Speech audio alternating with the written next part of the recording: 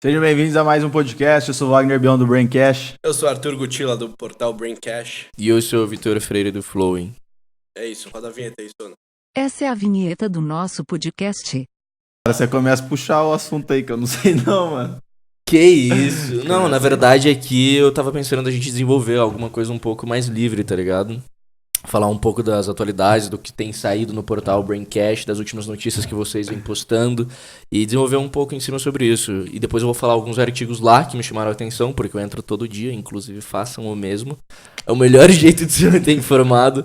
Enfim, vai falando aí um pouco das últimas notícias, que eu li todas e aí a gente vai comentando. Então, acho que o último post que a gente fez lá no portal e que tá gerando mais engajamento por parte do pessoal é um que chama O Fim do Brasil. E foi o seguinte, o Bolsonaro disse que se reforma da Previdência não passar, em 2 anos o Brasil fale. E tá gerando muita polêmica por causa de, enfim, teve a aprovação do fundo eleitoral e tudo mais. Então, acho que a gente pode até falar mais sobre reforma da Previdência aí, que assim, os gringos já falaram, né? O Brasil está de volta, só que eles de fato só vão entrar no Brasil com investimento na Bolsa de Valores, principalmente quando for aprovado de fato a reforma da Previdência, porque eles enxergam isso de forma positiva. Todos eles já fizeram lá fora e o Brasil tá pra trás. Você não acha bom explicar um pouquinho como que é, como funciona, por que é ruim? Ou bom, aí depende da opinião de cada um. Depende da opinião de cada um. Mas vamos lá. Exato.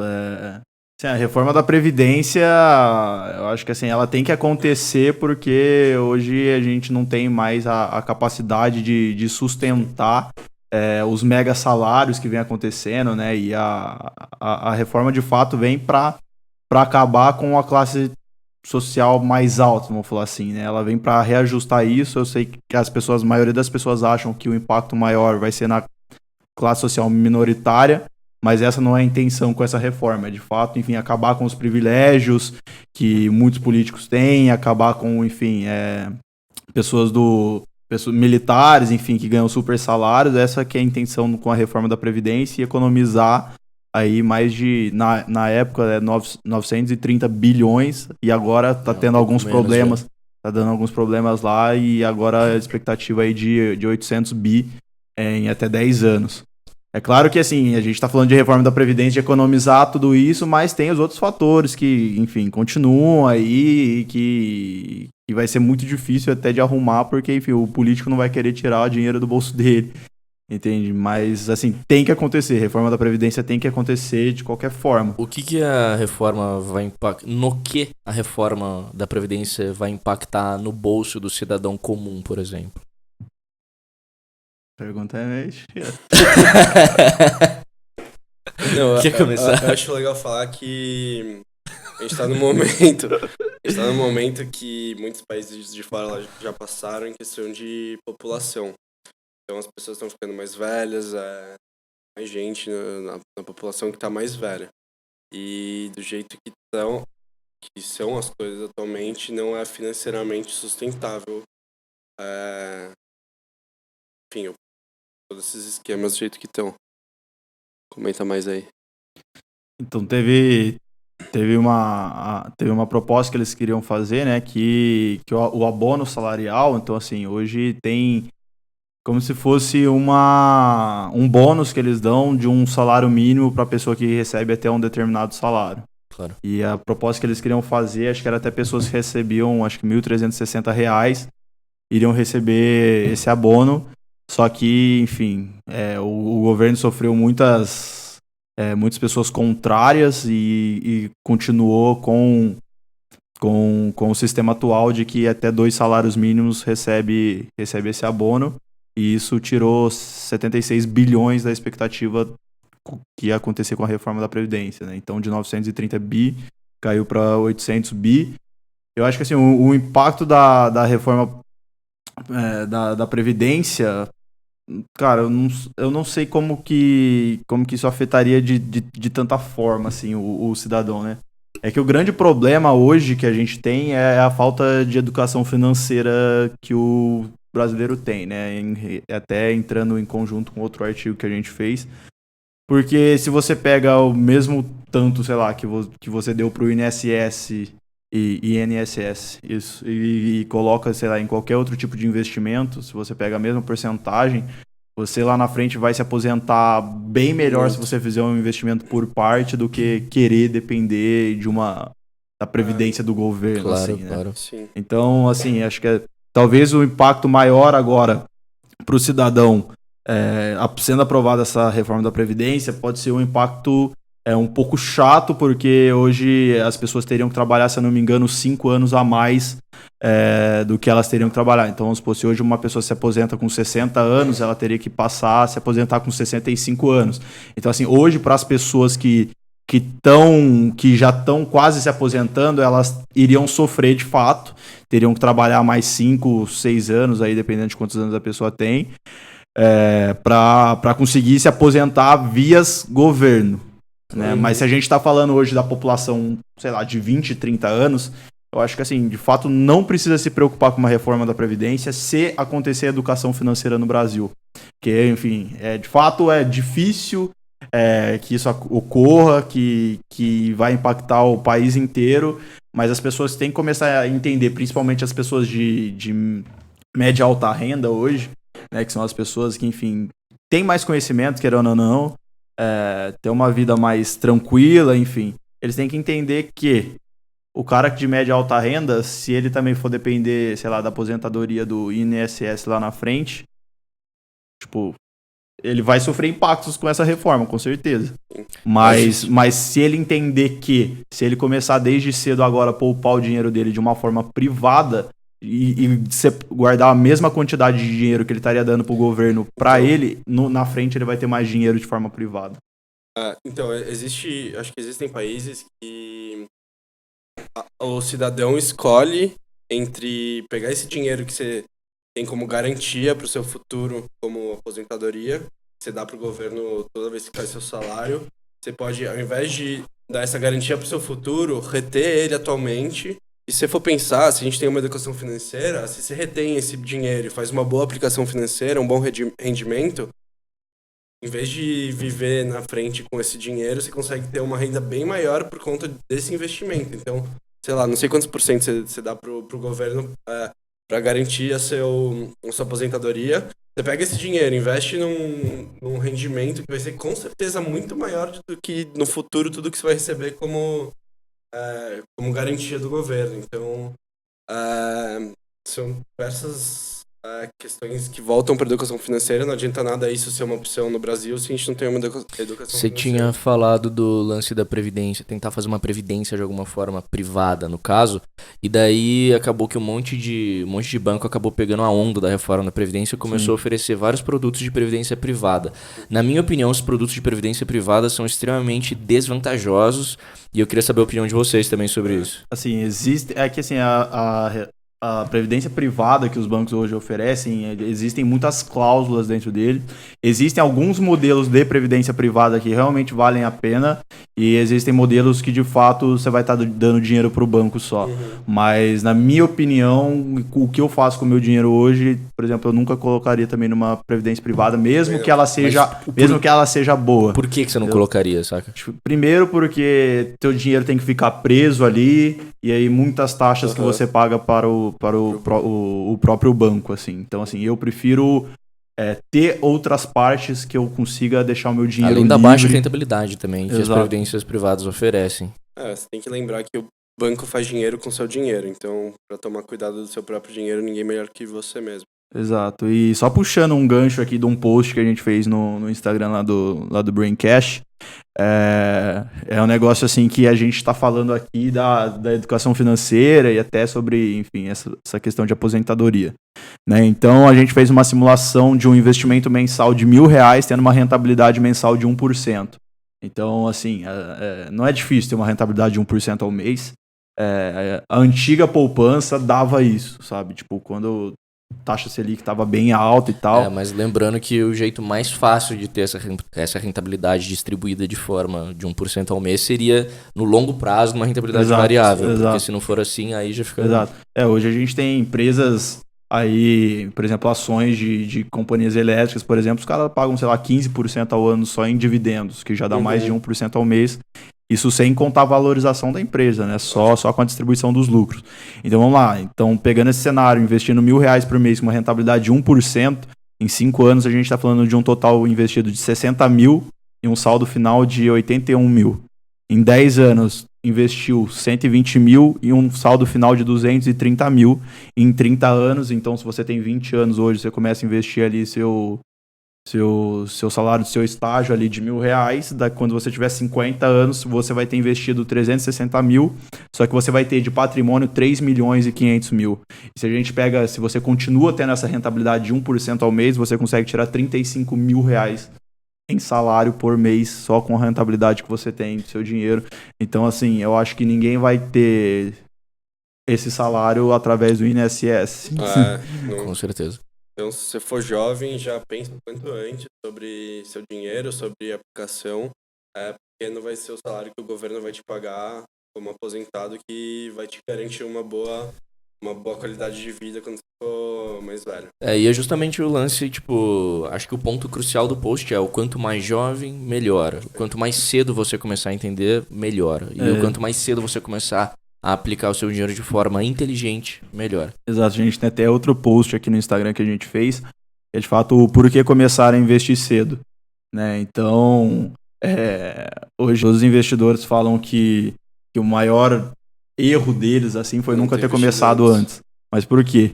Né, vamos entender a questão do juros sobre juros, né? Então, se a gente está falando de novo no investimento mensal de R$1.000 com uma rentabilidade de 1%, a gente pega uma pessoa A que investiu, sei lá, de 2019 a 2024, então dá 6 anos de investimento, porque a gente tem que contar também o ano de 2019, né? E se a gente pega a pessoa B que investiu, sei lá, de 2024 até 2033, em 2033 a pessoa A vai ter 306 mil reais e a pessoa B vai ter 230 mil reais. Então, assim, é uma diferença de 76 mil reais, sendo que uma investiu 6 anos e outra investiu 10 anos. Sim. Por quê? Porque uma começou antes e o juros sobre juros sobre juros foi fazendo com que o dinheiro sempre trabalhasse para ela de forma, enfim, automática, né? Sim. Muitas vezes o tempo é muito mais valioso do que a quantidade aportada. Então, sempre, o quanto antes possível, comece. Eu tava olhando aqui um outro post também que vocês fizeram, que o conteúdo sempre são vocês que escrevem e tudo mais,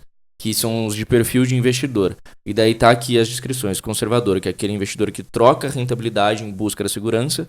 O moderado, que é aquele investidor que busca um pouco mais de rentabilidade, diminuindo um pouco o nível de segurança.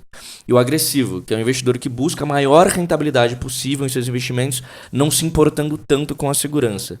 Eu queria debater um pouco os perfis aqui, saber qual é o perfil de cada um, dependendo das posições de cada um, e depois colocar a minha ótica sobre o que eu acho sobre cada perfil. Sim, esse post no Instagram, de fato, enfim, a gente não consegue detalhar tudo numa imagem só, mas a gente tem um post que a gente fez no blog mesmo, que é onde a gente está falando sobre investimentos, e aí eu consigo detalhar mais esses perfis com mais precisão. Mas, de fato, o que eu acredito hoje, né, a minha parte, o Wagner, no final das contas, todo mundo quer ganhar dinheiro.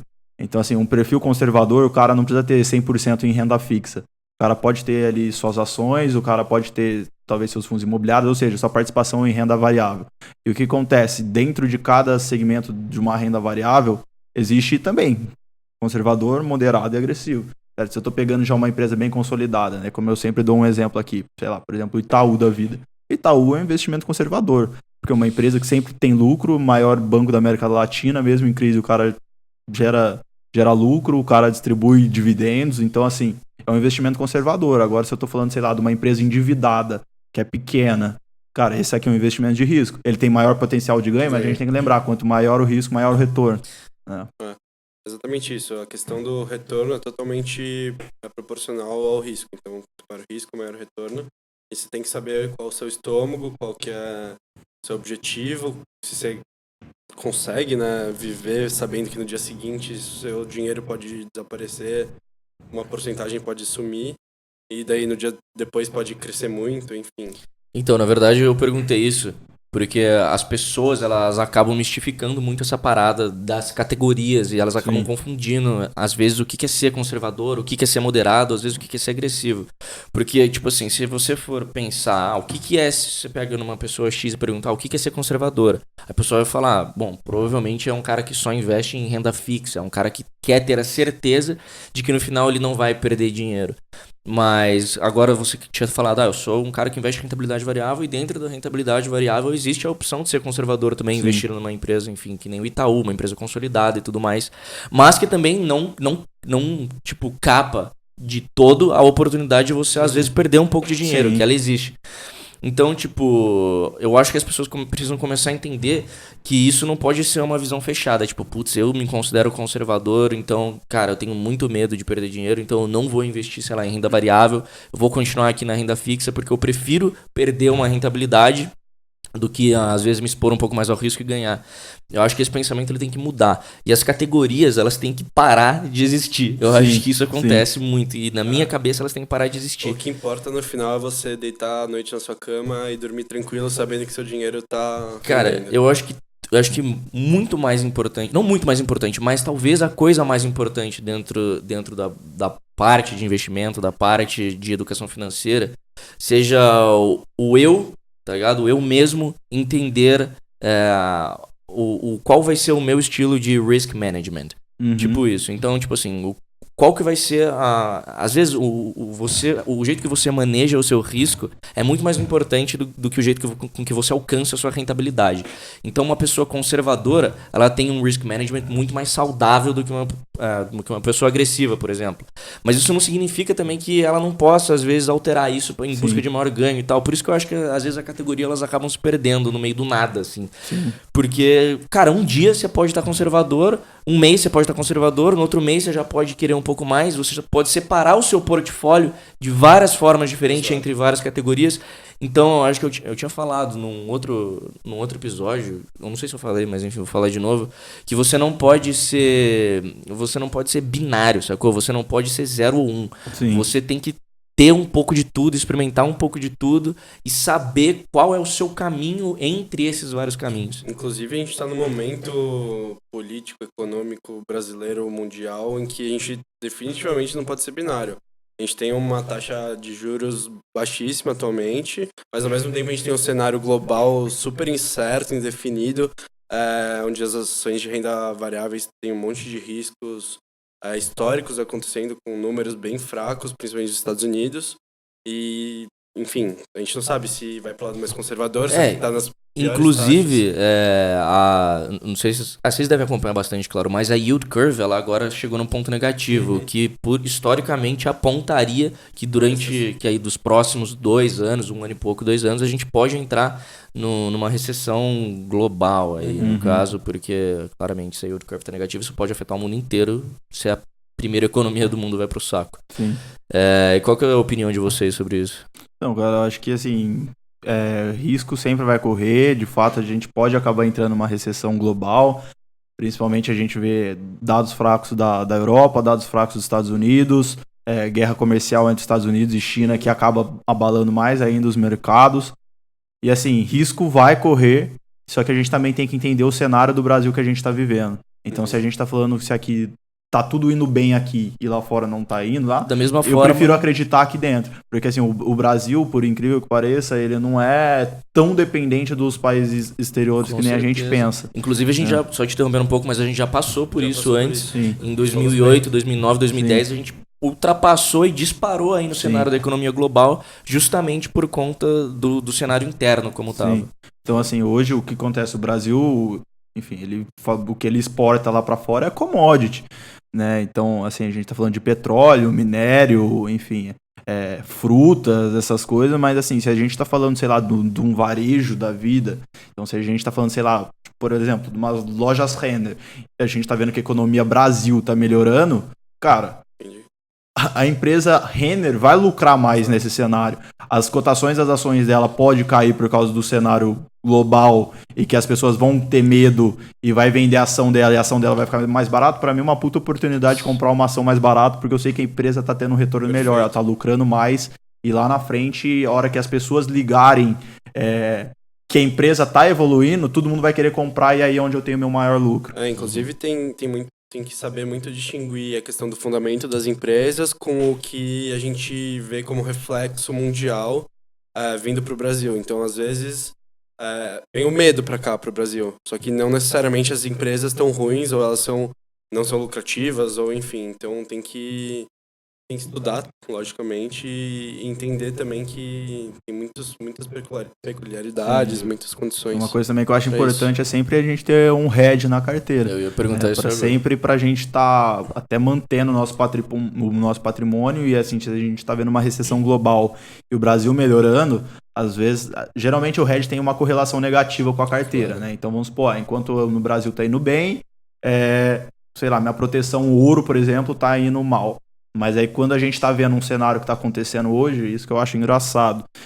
Então a gente tá vendo o cenário Brasil melhorando, o cenário fora piorando e os hedges estão se valorizando.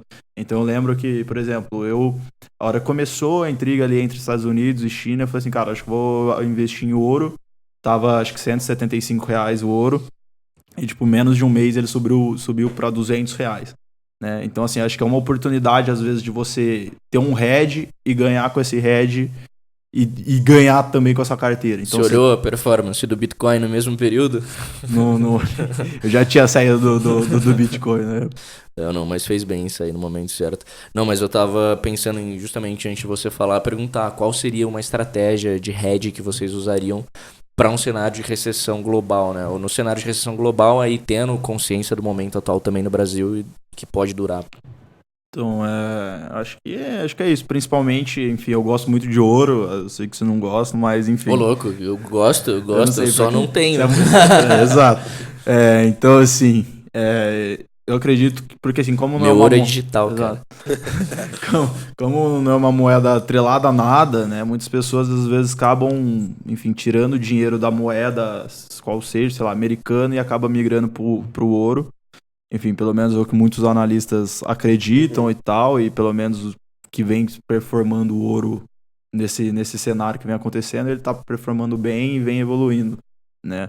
Agora, se a causa é exatamente essa, não sei dizer de fato, mas eu acredito que sim, ele serve como uma proteção no momento onde está tudo ruim. E também renda fixa, né? Mas como eu falei, assim, hoje eu não tenho mais renda fixa. Por quê? Porque eu tô vendo o cenário Brasil melhorando e eu tenho minha proteção que ela tá se valorizando devido ao cenário internacional. Global. Então o que eu faço? Tô ganhando dinheiro com o meu hedge. E vamos supor que minhas cotações agora estão começando a cair exatamente por causa do cenário internacional e não por causa do cenário nacional. Então, lá na frente, a hora que o internacional começar a melhorar, que eu sei que o ouro vai começar a desvalorizar, eu resgato esse dinheiro e compro a ação mais barata aqui, porque eu sei que a ação vai começar a se desvalorizar. Então, assim, acho que esse é um ciclo, né, onde a gente tem que acabar administrando. Sim, eu acho que o ouro faz sentido. Mas eu não concordo muito. Eu acho que as empresas são sempre o melhor jeito de ter uma boa rentabilidade. Eu acho que o mundo está muito diferente em questão do jeito que a economia vive, com os novos tipos de economia, a nova maneira de tudo ser digital. Eu entendo a questão da proteção do ouro, mas talvez eu não concorde muito com isso, porque eu acho que está... Inclusive, até em questão dos números, de ver os números passados, históricos, talvez não seja um significado tão claro que nem aconteceu no passado. Talvez sejam mudanças que a gente está mudando por conta do jeito das economias de existir enfim, dos jeitos, dos modelos de negócios, de tudo, do mundo ser totalmente diferente do que 10 anos atrás.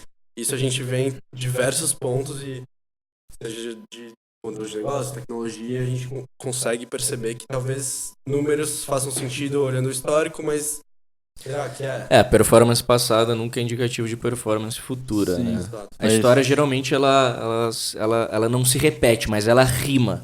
E as rimas vêm em várias formas diferentes também. Sim, mas se a gente pegar aqui os rendimentos da aplicação financeira em 2019, a gente tem o principal índice que vem subindo, que mais teve crescimento, foi o índice de small caps, então são as empresas com valor de mercado menor de 3 bilhões, teve um crescimento de 30,6%, e o ouro fica em segundo lugar com rendimento de 29%.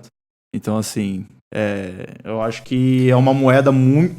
Não é uma moeda, né? Mas um investimento muito forte e, de fato, todo mundo É o que o vê pessoal, alguma coisa no ouro. É o que o pessoal chama de Exato. hard money. Isso nunca vai deixar de existir e o ouro ele nunca vai deixar de ser visto como hard money. Ele sempre vai ser. Agora também tava vendo um negócio, acabei vendo um tweet aqui sobre Bitcoin também e a relação dele com como as pessoas e os bancos começam a enxergar o Bitcoin também. É a evolução dele como uma reserva de valor. É um tweet bem simples até, que é tipo assim, 2012, risada, 2013, risada, 2014, risada, 2015, risada, 2016, risada, 17, risada. Aí em 2018, blockchain? Tipo, o que é blockchain? Em 2019, inclusive os bancos dando a declaração, head de banco também dando declaração, inclusive na audiência com relação à Libra, isso foi dito pelos próprios votantes ali do Parlamento dos Estados Unidos, falando uma coisa a respeito assim, 2019, né? O pessoal falando, não, o Bitcoin, o design dele é um ultra hard type of money, ou seja, ele é mais do que o ouro. Store of value like gold. Então, tipo, é uma reserva de valor como o ouro, talvez até muito mais certeira, né? Porque a gente sabe exatamente a quantidade de Bitcoin a ser minerado. É uma moeda virtual inevitável. Então isso escalou muito rápido. As pessoas estão começando a olhar para Bitcoin também muito rápido. Quando eu falo pessoas, eu não estou dizendo pessoas normais ou retail investors. Eu estou dizendo instituições. As instituições elas nunca falam o que elas fazem. Elas fazem e depois elas falam. Às vezes não falam também. Mas o que as instituições estão fazendo nesse momento é ter um olhar muito mais atento para o Bitcoin e como ele pode servir como proteção também. É óbvio que é muito engraçado falar, nossa, beleza, como que você quer falar para mim que um negócio que cai 20% em 2 semanas ou até 40% em um mês, que foi o que aconteceu, como você pode falar para mim que eu consigo proteger meu capital dessa forma? Cara, é difícil entender isso. Mas a cada dia que passa, as instituições começam a entender como que elas podem utilizar a própria volatilidade e as próprias características de hard money do Bitcoin para tornar aquilo proteção de capital. Porque, lembrando, Bitcoin ele é inconfiscável, ele é intangível e ele é puro e como é que fala? Escasso.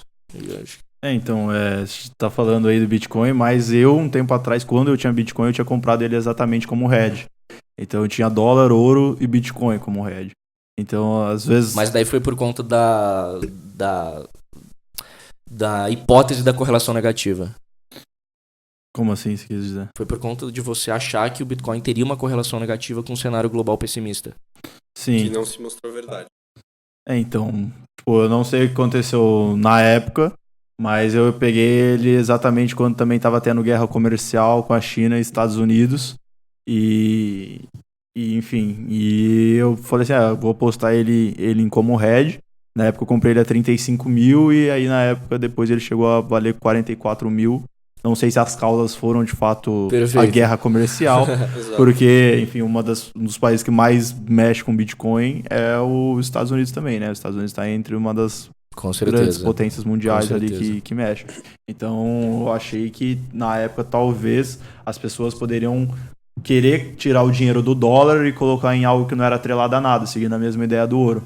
Claro. Enfim, não sei se foi um chute de sorte, mas na época ali funcionou como um hedge. Cara, é interessante perceber o jeito como os tradicionais... Não que você seja tradicionalista, porque só de pensar em ter Bitcoin já não é tradicional. Mas é interessante ver como o jeito das pessoas, como que elas pensam. Como que elas pensam na forma de talvez comprar Bitcoin ou alguma cripto, sacou? É sempre pensando nunca é pensando na criptomoeda, nunca é pensando no Bitcoin. Ou é pensando no dinheiro que elas vão ganhar com aquilo, ou é pensando no que elas podem fazer para proteger o dinheiro que elas iam perder de outra forma. Sim. Isso é uma coisa muito louca. É isso, o pessoal... Foi o que acho que eu falei também em alguns episódios. As pessoas não entendem o valor, a utilidade final de um Bitcoin. Então... sempre vai ter um pensamento que talvez não seja o ideal e talvez por isso serviu de hedge naquele momento, porque é um pensamento... eu acho que, enfim, o Bitcoin, assim, para muitas pessoas, às vezes, acabou até virando, vamos supor, uma commodity. Então, vamos supor, vou fazer um trade aqui, sei lá, de petróleo um trade aqui de ouro. Eu acho que, às vezes, na maioria das pessoas, ainda hoje, o Bitcoin acabou se tornando um pouco isso, sendo que não é verdade. Né? Que a gente está falando, de fato, numa evolução tecnológica global. Situação histórica, acho que em escala logarítmica, mas adaptando os períodos como se fossem períodos equivalentes do Bitcoin e do ouro, você vê que as movimentações são muito semelhantes. Muito semelhantes. Então, você não tá errado de pensar da forma com que você pensou para chegar, e ninguém tá errado de assumir que algum raciocínio é o jeito certo de chegar naquele ponto que você chegou para tomar a sua decisão. Pode citar outros canais aqui, né, e outras pessoas. Sim. É pro bem, não é pro mal, prometo. Mas o Thiago Negro, ele postou um vídeo agora falando, comprei Bitcoin. E daí é muito da hora olhar pra ele e ver o que ele falou na hora que ele tava comprando Bitcoin.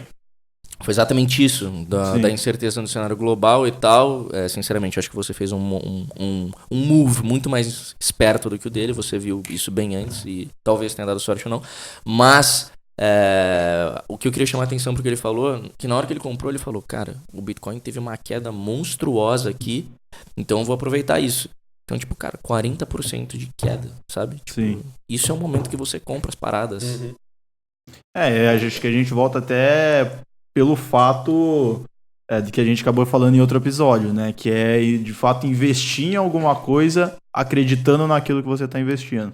Então, enfim, falando sobre Bitcoin, ações e tal, então vamos supor, se hoje eu invisto numa empresa pensando em ganhar dinheiro com ela, então estou procurando a próxima supervalorização da bolsa ou a próxima supervalorização do Bitcoin e não acredito de fato naquilo onde eu estou investindo, então o mercado é muito irracional, né? Às vezes está tudo bem, tudo subindo, e aí eu invisto ali, que nem se falou do Banco Pan, aconteceu.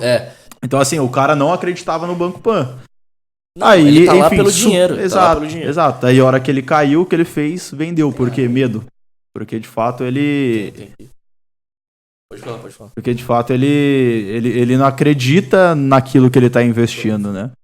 E esse é o maior erro de todo mundo. Então vamos supor, mesmo o caso do Bitcoin, cara. Se você não está investindo pela tecnologia porque você acredita que isso vai mudar o mundo de alguma forma, a hora que ele tiver uma queda mais acentuada, ainda mais que a volatilidade do Bitcoin é bem maior do que empresa e tal. Só hoje o Bitcoin já caiu 4%, só para deixar todo mundo assustado. Exato. Então assim, se você não acredita nisso, você vai vender porque é medo, né? E em vez de você aproveitar para fazer uma oportunidade ali, né? Eu posso até dar um exemplo meu mesmo, né? Eu comprei as ações da BTG Pactual, porque é uma empresa que eu acredito que ela vai evoluir, principalmente com o cenário do Brasil. Por quê? Porque ela é um banco, mas ela está mais voltada hoje para o segmento de corretora de valores, que eu acho que vai crescer absurdo. E a BTG sempre foi... O BTG sempre foi muito inovador. Exato. Também, vai crescer absurdo. Mas aí o que acontece? Notícias da investigação na Lava Jato. Então assim, eu comprei a ação... Dali, exatamente 10 minutos que eu comprei, saiu a notícia puta merda. Sobre a investigação. E, tipo, ela chegou a cair 10% no mesmo dia. Se você comprasse 10 minutos depois, hoje provavelmente você já estaria ganhando. Não estaria ou não? Caiu mais? Então, é que ela caiu duas vezes, né? Porque aconteceu duas investigações. Então aconteceu. Eu odeio como as notícias influenciam essas porra, velho. O que aconteceu? Eu tinha BTG na minha carteira. Eu tinha comprado ela a R$62. Desculpa, eu só te interrompendo de novo, já continua. Mas, cara, pra quem não tá de olho aberto ainda, o que mais rola no mercado tradicional também é insider trading. Por favor, continua. Então, assim, o que aconteceu? Eu tinha essa ação do BTG comprada a R$62. E aí, no final de semana, eu já tinha visto que ela estava numa investigação da Lava Jato. Primeira vez que aconteceu. Abriu o mercado, eu vendi ela a R$61,50. A ação despencou, ela chegou a bater R$40 no mesmo dia.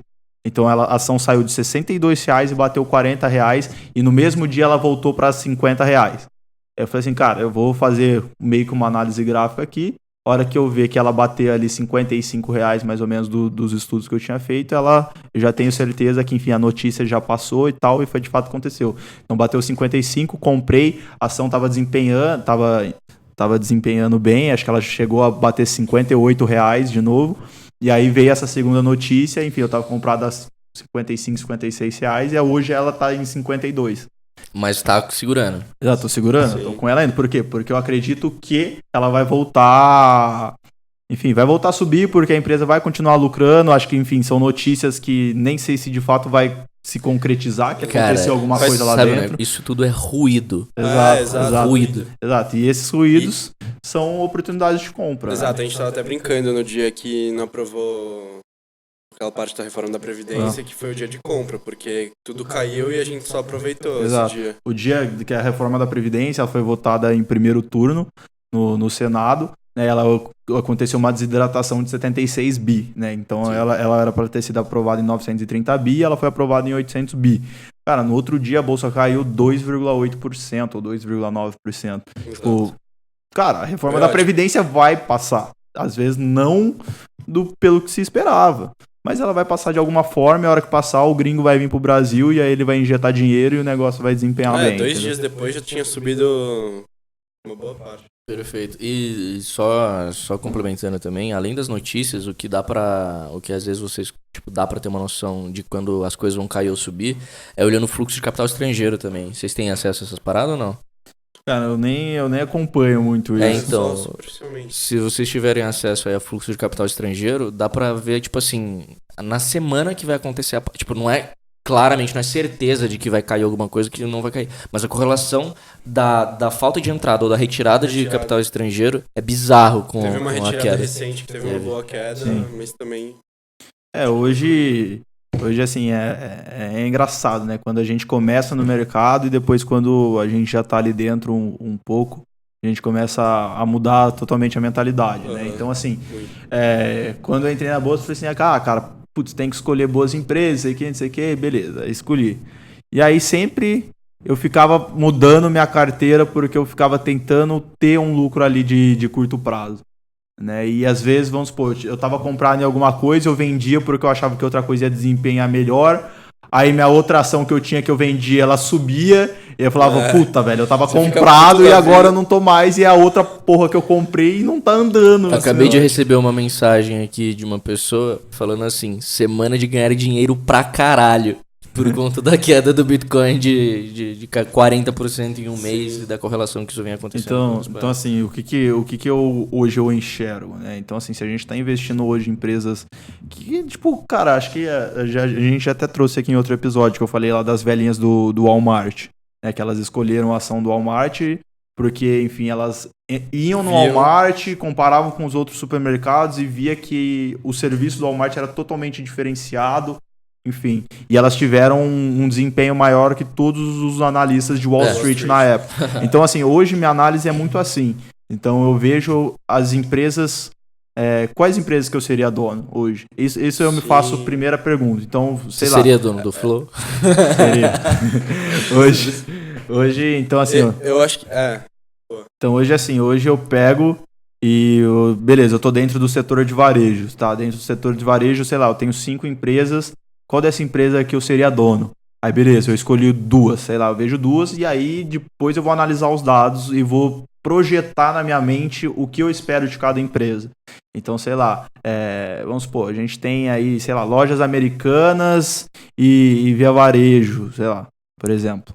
E aí, enfim, sei lá, vamos supor que são 2 empresas que eu seria dono e aí eu pego e começo a projetar começo a imaginar quais seriam os cenários dela, tipo, qual o público que ela mais atende, qual que é o serviço dela, qual que é o principal diferencial dela, e depois eu começo a analisar os dados. E isso acho que me dá um conforto maior estando investido nessas empresas do que eu ficar tentando achar a próxima empresa que vai desempenhar mais, ou porque um fundo de investimento comprou a empresa tal, enfim. Eu tenho uma estratégia muito... Você quer falar mais alguma coisa? Não, pode falar. Uma estratégia muito parecida em questão de senso de dono mesmo, mas também como eu venho do mundo das tecnologias, enfim. Pô, eu esqueço que você faz a mesma facu que eu fiz, cara.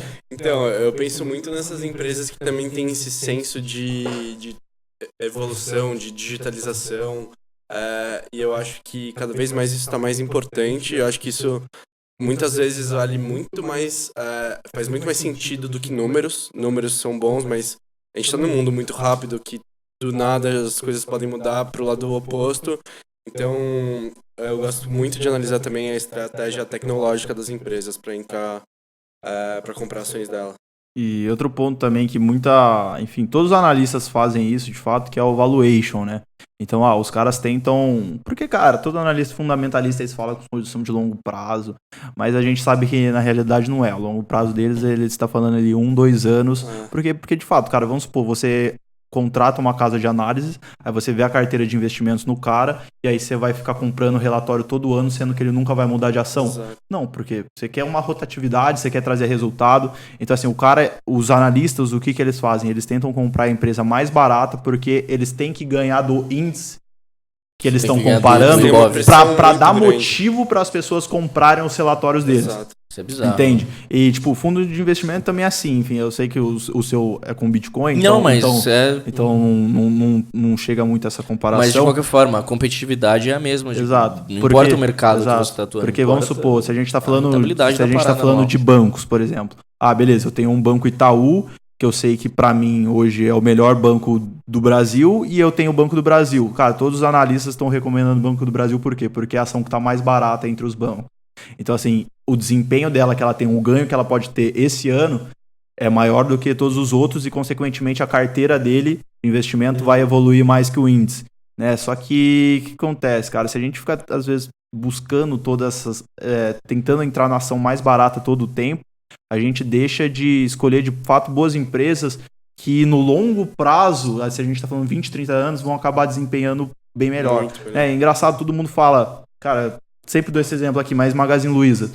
Nenhum analista recomenda ela, porque todo mundo fala que é uma ação que tá cara. Eu também não recomendaria. E, tipo... Se eu pudesse recomendar. Mas eu não posso, então não vou. Por exemplo, é uma ação que não para de crescer. Tipo, ela cresceu, sei lá... Mas é uma coisa natural de todo analista. Se tá em alta histórica, você não vai recomendar. Mas aí o que acontece? Eu acho que como que o Brasil hoje, ele... Enfim, a gente sabe que o Brasil, ele vive momentos de altos e baixos a cada mês, mais ou menos.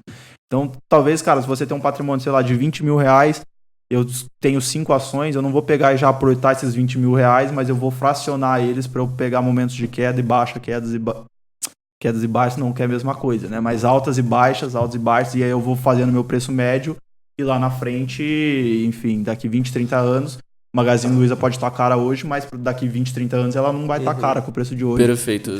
Eu fiquei com altas e baixas na cabeça aqui, eu queria fazer uma pergunta para vocês dois. Uma coisa que eu não faço é adicionar em posição perdedora. Vocês adicionariam em posição perdedora ou não? Posição perdedora, tipo, comprei em vamos supor, 50 reais, o negócio caiu pra, sei lá, 47. Vocês adicionariam em 47 ou só adicionariam acima de 50? Então, eu acho que, de fato, depende muito do que a gente tá falando, né? Eu acho que é isso, cara. Se eu tô falando em ação, e que são empresas, e eu acredito nessa empresa, e eu tenho certeza que ela vai começar a gerar mais lucro, eu vejo que comprar 47, se chegou no meu dia de compra, e ela tá em 47, por que não comprar? Então é uma posição de eu baixar meu preço. Mesmo que a cotação venha a cair cada vez mais, eu continuo comprando se a empresa está continuando bem. Agora, se eu estou falando, às vezes, de moedas, acho que já é mais diferente. Por exemplo, dólar. Não. Entendeu? Posição no geral. Eu, de qualquer forma, mesmo que eu estivesse lidando com alguma ação, eu não adicionaria em posição perdedora. Eu penso do mesmo jeito, que se a empresa é boa, esses reais, assim... Não faz tanta diferença no longo prazo. Empresa boa, daí você já tá falando no caso no Itaú, do Magazine Luiza, dessa parada, ou sei lá, um Bpan, você adicionaria uma posição perdedora no Bpan? Acho que não. Porque... vai depender muito da coisa. Porque é o que eu falei, acho que depende muito do que eu acredito, né? E, por exemplo, assim, se a gente tá falando em setor de bancos, né? Todo mundo fala, banco digital vai acabar com os bancos tradicionais. Na minha opinião, não. Porque o que acontece? Hoje o ticket médio do Itaú é de 700, 800 reais e eles desenvolveram uma nova plataforma que é o IT, que é basicamente a mesma coisa que os outros bancos digitais. E o que acontece? O Banco Itaú, cara, ele pode comprar qualquer banco digital que ele quiser do dia para a noite, por causa que ele tem dinheiro para isso. Só que ele não enxerga isso como uma ameaça ainda. O que acontece? A XP era uma ameaça para ele. O que ele fez? Comprou 49% da XP. E se algum banco digital vir atrapalhar eles, consequentemente ele vai acabar comprando uma porcentagem desse banco ou até o banco inteiro. É que eu ainda acho que, independente se for, por exemplo, um Banco Pan, enfim, eu acho que a partir do momento que eu considero boa, que tem um ideal legal, logicamente estudando, eu entraria de qualquer jeito. Massa. Putz, eu tava com um negócio na cabeça pra falar agora. O que você tinha falado? De banco digital. Não, que você tá falando de banco digital, eu acho que agora, tipo, claramente, banco digital, eu acho que só vem aí pra ajudar todo mundo a entrar. Tipo, acho que vem pra ajudar principalmente o pessoal que não tem conta bancária, jovens e desbancarizados. Sim. Tem muita iniciativa legal surgindo aí em locais muito afastados, onde as pessoas não têm conhecimento nenhum. Eu tenho umas startups já que tem, inclusive, apoio de bancos tradicionais para abrir bancos digitais onde as pessoas são desbancarizadas. Mas, principalmente, acho que aqui no eixo principal da economia tá rolando uma saturação muito grande de banco digital. Tem muito banco aí que não tem inovação nenhuma. Tem banco aí que lança... Cara, esses dias eu tava no Instagram... Eu tava no Instagram e apareceu um post patrocinado pra mim. Eu não lembro agora o nome do banco. Mas, pô, o cartão era lindo, assim. Maravilhoso o cartão do banco. Aí C6, deve ser o C6. Não. C6 é legal, pô. Mas, tipo, eu entrei... Tipo, era maravilhoso o cartão do banco. Era meio transparente, assim, com uma barra preta embaixo. Como... Cara, talvez seja isso. Aí eu cliquei na parada e fui ver as propostas e, cara, você tem que pagar. Só que, bicho, a proposta do banco digital pra essa nova economia que tá surgindo é justamente você não ter que pagar pra ter o seu próprio dinheiro. Eu acho que a gente tá num momento que, de fato, tá num auge e que ao longo desses próximos anos vai sendo limado todas essas péssimas opções. Vai falir, mano. No mercado. Desculpa, eu não quero falar que vai falir, não, mas é o que eu acho só. Mas eu acho que esses... Tem muitos agora. Tipo, ou muda, sacou? Cara, então, mas tem muitos, vai limar um monte, só que esses que restarem vão ter uma crescente gigantesca no futuro. Claro, porque claro. eu acho que essa questão, principalmente de desbancarização, enfim, imagina um país inteiro com mais acesso ao crédito, como que a economia... Eu acho que essa questão de fintechs e bancos digitais para o Brasil está em um momento crescente e necessário que vai ajudar muito o futuro do Brasil como um todo em questão de aquecimento de economia, mas é um palpite meu. Cara, então, assim, acho que empresa, pra mim, ela tem que lucrar e não é isso que acontece hoje com o banco digital, iFood, Rappi, e assim, essas empresas nem sabem como que elas vão lucrar lá na Não frente. fala mal da Rappi. A Então- Rappi salva a minha Então, vida. exato, todos a os minha dias. também. Então, assim, como cliente dela, maravilhoso. Agora, como sócio dela, Claro, péssimo claro, negócio. claro. Entende? Então, assim, pra mim, por exemplo, Banco Inter, pra mim, como cliente, ótimo. Como sócio, pra mim, horrível. Hoje, enfim, falando sobre o Banco Pan, eu tenho posição em Banco Pan. Mas por quê? Porque o Banco Pan ele consegue gerar lucro, porque ele era uma empresa que ele fazia empréstimo principalmente para o varejo. E aí é onde ele ganha dinheiro. E o que ele trouxe? Ele está trazendo banco digital para quê? Para crescer o negócio dele e, consequentemente, fazer mais empréstimos, tanto para pessoas mas físicas também. o legal do Banco Pan é que eles também têm uma parte de comunidade muito legal. A parada deles quererem, tipo, como é que fala? Tipo, se estender pra comunidade pra pegar, tipo, opiniões do público geral. E, tipo assim, você vê que rola uma interação pesada entre eles. Eles têm uma questão muito social, assim. Eu gosto muito deles também.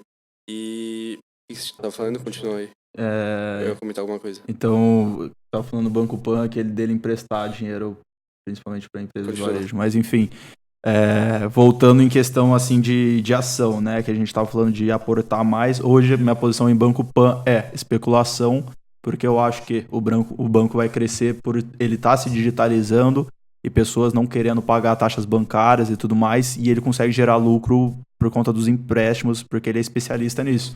Então, é uma posição de especulação, de ganho, então um trade ali, né? Então, assim, não é uma ação trade longo. Exato. Não é uma ação que eu investiria caso ela começasse a se deteriorar. Entende? Como eu faria com... Que palavra bonita, cara. Como eu faria com o Itaú da vida, assim. Então, assim, para mim, analisar preço de Banco Pan é importante, analisar preço de Itaú, não. Entende? Então, Entendi. acho que essa é a ideia.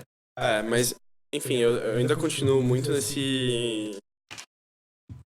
Ficar batendo martelo nessa questão de a gente estar num mundo muito diferente de tudo. Então, talvez essas empresas que não tenham lucro e sejam só de crescimento, essas tipo startups assim da vida,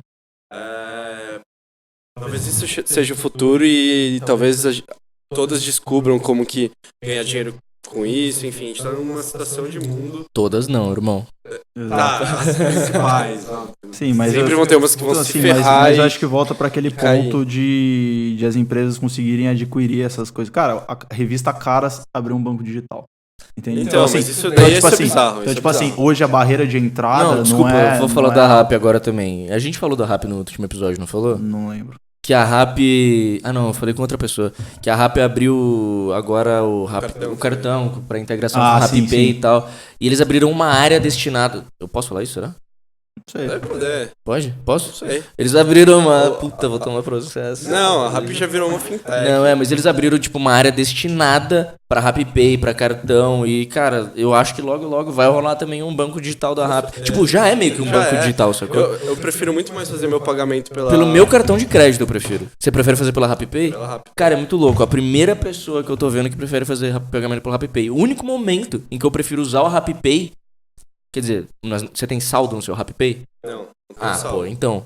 Mas eu acho muito mais prático do que tirar minha carteira do bolso. Então, mas você não tá utilizando necessariamente o Rappi como a sua porta financeira. Você tá usando o Rappi como um facilitador pra rolar uma transação ali. Sim, mas por exemplo, se a Rappi começar a ter todas as mesmas funções do que eu tenho no meu Nubank, por exemplo, e ainda ter... Mas o Nubank Isso. tem 100% do CDI. Não,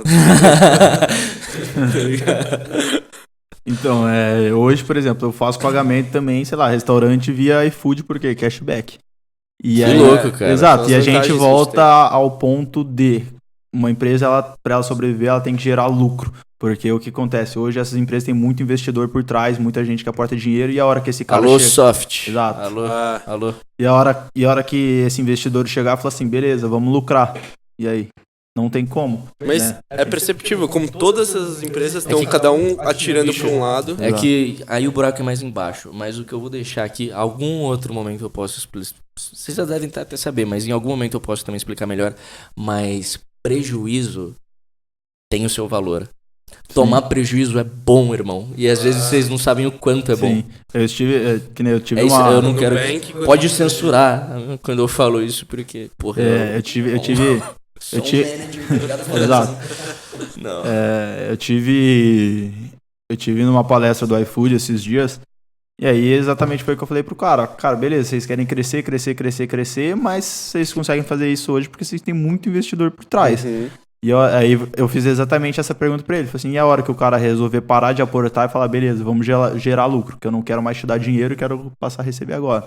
Ele falou assim, cara, sendo bem sincero, eu não sei como que a gente vai lucrar. E ele falou assim, o que a gente pretende, o que a gente vê hoje, que a gente quer crescer. Como a gente não tem diferencial, a hora que a gente já tiver gigante, a gente vai começar a perder um pouco de mercado, mas a gente vai estar grande ainda. Olha lá, isso é como fazer um estratégia. modelo de negócio top, ó. Porque, cara, hoje é assim, você pega iFood, Rappi, James, aí volta até pra banco digital, então Não, é tudo Banco bem, Inter, Nubank, C6, cara, não tem uma diferença entre eles. Tá, beleza, Banco Inter tem a plataforma de investimentos, Nubank Tem 100% do tem CDI. 100% do CDI, C6 tem, sei lá, 101% do CDI. O Neon Beleza. tem 101% do CDI do Exato. Banco Votorantim. Tá, beleza. Aí, beleza. O Nubank hoje não tem plataforma de investimento, logo mais vai ter. O Flow tem. C6, C6 não tem plataforma de investimento, logo mais vai ter. Vocês Então, assim, têm a tag do Sem Parar. Exato. Começa a não ter Mas diferencial. o C6 tem algumas opções, não tem? De investimento dentro deles? Tem, eles querem abrir fundos de investimentos lá dentro, né? Que eles vão... Legal. Mas enfim, uma plataforma de investimento. É. E a gente volta então para aquela questão de onde as pessoas vão investir o dinheiro delas. Você vai investir numa empresa sólida que gera lucro ou você vai investir numa coisa que não gera lucro, né? Acho que tá Com até aí. certeza. É que eu vejo muito as startups americanas, tipo Google, Facebook, e que no começo foi assim, sabe? A grande Sim, maioria mas foi a assim. Google saberia de onde ele ia tirar a receita. Eu acho que Ué, o Mark fugiu, não. Zuckerberg não saberia no começo de onde tirar a receita do Facebook. Cara, é uma plataforma onde vai estar todo mundo, beleza, vou tacar anúncio lá e já era. Tipo, vou vender formas de impulsionamento pra empresa, propaganda pra empresa e tudo mais, mas e o iFood? Tipo, não tem muito o que fazer. O cara pode, às vezes, cobrar uma taxa do restaurante, sei lá, pra ele aparecer no topo, não sei. As formas de lucro Aí ainda vem a o gente ponto não da sabe. inovação. Você falou, sei lá, Aí, você acabou de descobrir uma das formas. Isso é uma das formas que a RAP... Não sei se eu posso falar essas paradas, eu tenho muita informação da RAP, mas a RAP faz isso. A RAP às vezes cobra umas paradas aí pra ter pros restaurantes ficarem bem ranqueados e tal. Exato, o próprio Waze, agora eles estão fazendo propaganda Sim, pra porque assim, né, essas empresas do consumidor final, elas não vão poder cobrar, porque vamos supor, beleza, entrei num banco digital, por exemplo, no Nubank, o cara não me cobra tarifa, não me cobra nada. Aí lá na frente, a hora que ele quiser lucrar, ele vai me cobrar? Não. Cara, não pode, entende? Porque se ele passar a cobrar, todo mundo vai sair de lá e, porra, vou pro Itaú, que é, na minha opinião, é mais seguro, porque é maior, entendeu? Perfeito. Pra sintetizar o episódio e fechar. Sintetiza aí então, porque eu nem lembro o que nós Não, eu acho que dá pra resumir bem, mano, dessa questão de o mundo ser louco e ter um monte de coisa acontecendo, seja em empresas novas, seja em guerra comercial, seja em curva da taxa de A juros. gente começou a falar em reforma de previdência, aí depois a gente foi pra Por que investir mais cedo? por que investir mais cedo, depois a gente foi como constituir uma carteira aí pra momentos de crise. E a gente começou a falar um monte de coisa que no final a única mensagem que eu consegui chegar foi... Mudanças, mundo louco. Changes, tá ligado? É isso mesmo. Invista em coisas que dê dinheiro. Não, mas acho que a principal coisa que ficou de tudo é o seguinte: o mundo, ele mudou muito de 10 anos pra cá. Acho que as coisas como elas aconteciam, elas não necessariamente têm que acontecer da mesma forma, apesar do cenário ser muito parecido. As coisas não precisam ser iguais ao que já aconteceu. Então... E, cara, acho que muito disso também é devido à própria forma como a maioria das pessoas agora vem tendo uma conscientização maior, não aqui no Brasil especificamente, mas ao redor do mundo, sobre como tudo funciona, assim, sabe? Saiu também uma notícia falando de como agora os millennials já têm um awareness muito grande sobre o mercado financeiro desde cedo. Acho que isso é uma parada, e o interesse, acho que isso é uma parada que vem mudando a mentalidade, que ajuda as coisas a tomarem um rumo diferente. As inovações tecnológicas que vêm surgindo, tudo também para tentar guiar o mundo para um outro lugar. Acho que tudo isso surge aí como esperança para que a gente consiga ir para um lugar diferente do que a gente já passou. E só, enfim, pra gente só voltar mais um ponto para quem vai começar a investir, do porquê investir em empresas que você seria dono, por exemplo. Né, eu, enfim, tenho um exemplo, sei lá, da Raia Drogasil, que era uma empresa que eu ia investir quando ela estava mais ou menos R$70. Hoje a ação dela está mais de R$100. Então o que acontece, cara, quando a gente está falando de boas empresas? Porque assim, eu já deixei de investir muito em boas empresas porque eu estava procurando a ação mais barata que me traria maior valorização. Só que, no final das contas, não foram as empresas mais baratas que me trouxeram maior valorização, mas foram, de fato, as empresas que eu deixei de comprar, porque na época ninguém recomendava, nenhum analista falou pra eu entrar, enfim. Cara... E o que acontece? Por que acontece? Só voltando. As boas empresas, quando elas são boas e elas ainda estão em fase de crescimento, por exemplo, uma Raia Drogasil da vida, ela começa a adquirir outras empresas, então ela começa a comprar outras empresas e ela começa também a abrir outras novas empresas, né? Porque nem ela anunciou esses dias aí que ela teve uma alta de mais de 6%, acho que foi no último pregão de sexta-feira, do dia 4, se não me engano, 4 de outubro, que ela vai abrir 240 novas farmácias em 2020. Por quê? Porque é uma boa empresa. E às vezes, se eu estou procurando a mesma empresa desse segmento, mas uma ação que está mais barata no momento, às vezes essa empresa não vai ter um desempenho tão bom, porque de fato ela não vai trazer nada de novo para o mercado. E o mercado não por isso que eu acho que no momento de vida que a gente está atualmente, é muito mais válido ver o planejamento, o modelo de negócio das empresas do que fazer um valuation, por exemplo, o valuation atual. Eu acho que nesse mundo louco vale muito mais a pena a gente ver se a empresa tem uma estrutura, tem uma administração muito boa, com um plano muito sólido, do que ver quanto ela vale atualmente, sabe? E só mais um outro ponto também. Magazine Luiza, na época. Eu sempre trago ela aqui porque, cara, acho que é um dos meus maiores arrependimentos até hoje. O do Soneca também. Alguém lembra disso? Quando a ação não tinha desdobrado ainda, né? Enfim, hoje ela desdobrou, tá quase R$40 a ação, mas na época ela não tinha desdobrado. A ação da Magazine Luiza estava R$200, caiu para 170, e aí tinha uma casa de análise que eu acompanhava, ela estava recomendando a ação B2W. Que isso? E aí que é a junção da Submarino e Lojas Americanas, né? Enfim, aí entrei em contato com o analista e tal, e ele falou que o Magazine Luiza estava cara, que realmente não valia a pena, tal. E aí acontece, eu peguei e comprei B2W. E foi aí onde que a ação da Magazine Luiza saiu de R$170 e foi para R$300 num curto espaço de tempo, que ela comprou Netshoes no meio do caminho e tal, por isso que eu falo de boas empresas. E a B2W eu perdi dinheiro com ela. E eu acho que fica essa aí um episódio. Nossa, acho que a mensagem que eu tirei disso foi tipo, do your own research, tá ligado? Não isso, mas é exato, porque tipo, a B2W em questão de valuation, então de precificação, ela tava mais melhor. barata que a Magazine Luiza. Tipo, hoje a B2W ela veio a desempenhar bem. Tipo, a ação na época tava R$30, hoje tá R$50. Beleza, demorou muito pra andar, mas Magazine Luiza na época andou muito mais rápido que ela. Entendeu? Então, acho que fica isso a ideia. É pra finalizar? Pode finalizar. Então, acho que voltando naquela parada do que a gente tava falando de o mundo evoluindo, as pessoas evoluindo junto com ele, cada vez mais a gente vendo inovação em benefício dos que são desbancarizados, as pessoas tentando entender um pouco mais como as mudanças que estão acontecendo dentro e fora do país vão influenciar na vida cotidiana delas, se sequer vai rolar alguma influência na vida cotidiana delas. E que quanto mais cedo as pessoas, acho que não só investir, mas quanto mais cedo as pessoas começarem a entender e ter awareness sobre as coisas que Entender o mundo. Entender o mundo, cara. Puta, ficou muito filosófico isso. Mas acho que é isso, de verdade, sem zoeira. Eu mudei muito minha mentalidade quando eu percebi como que o mundo funciona, sabe? E se você começa a estudar sobre investimento, velho, você começa a entender como o mundo funciona. E ver as séries também, que o Instagram do Flow recomenda, porque isso daí também dá uma ajudada a entender como o mundo dos investimentos funciona. E recomendem série também, vocês, no Insta de vocês, às vezes. Eu vi que vocês recomendam um monte de livro no blog. Eles recomendam um monte de livro no blog. Comprem os livros, porque vocês vão ficar foda de investimento se vocês comprarem os livros. Tá disponíveis pra... Falta um livro só lá, que é The Bitcoin Standard. Se vocês quiserem recomendar, podem recomendar. Mas leiam primeiro. A gente não vai recomendar. A gente vai tentar adicionar esse livro no site. Estará lá em breves. E vamos fazer um resumo pra vocês também. É isso. Bom, pessoal, esse foi mais um podcast aí do Portal Braincash. É isso, sigam a gente nas redes sociais, @Portal Braincash e @somosflow.in. Boa noite e acho que a gente fica por aqui. Muito obrigado, até a próxima. Tchau. Beijo, soneca.